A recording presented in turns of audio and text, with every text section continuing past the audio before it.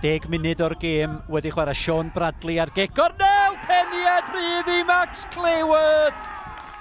A'r cofis ar y blaen. Pêl hyfryd i fewn gan Sean Bradley a Max Cleworth. Wel, peniad clir, heibio i Ramsey. Caernarfon 1, y bala dim.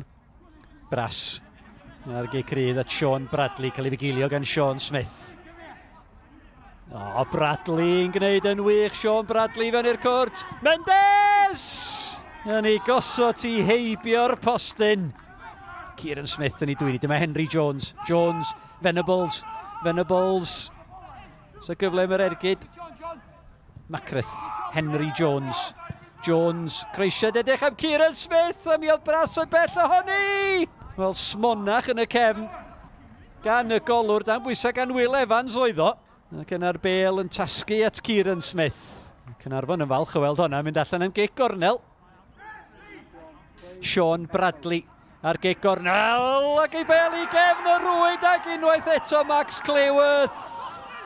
A mae'r dyfarnwr yn rhoi y gol, Max Cleworth a'i ail gol o'r gêm. A mae'r cofis wedi ymestyn i mantais, Caernarfon 2, y bala dim. Bradley. Ar ergyd, o gwych, dyna chi gol hyfryd gan Sean Bradley.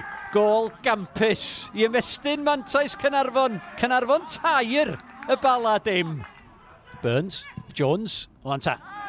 Cyfle i Burns, amser i fesur y croesiad. Bale yn ôl at Kieran Smith, fe'n disgyn i Tony Kay. Kay ar ergyd.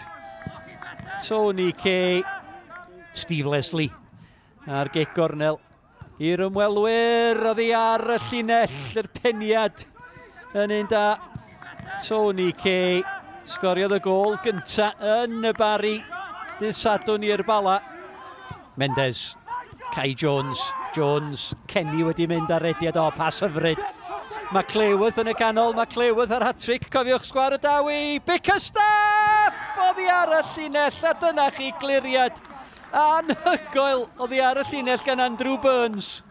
O arwrol gan Burns, mae'n rhaid deud. Do, ni'n chwarae dda, ti'n fel di dweud, mae'n gêm i ddysgu. Dwi'n un tîm yn y gêm, trwy cydau y gêm, os wedi bod yn lot mwy heddiw. Fel ti'n dweud, mae'n just y 3 pwynt, a dyn ni wedi gorfod dysgu yna, ond oedd hwnna'n falle gored dyn ni wedi bod blwyddyn yma. I think it was one game too many for us. We've been on a really hard run. We played Caernarfon and beat them, and then we travelled to Penabont. Then we've played Barry in a double-header, we've played Connaskey in a double-header. They're all tough games, and then, to get ourselves up motivated to come here on a Tuesday night, having qualified on Saturday, it's difficult. But the lads have been proud. I've been proud of the lads.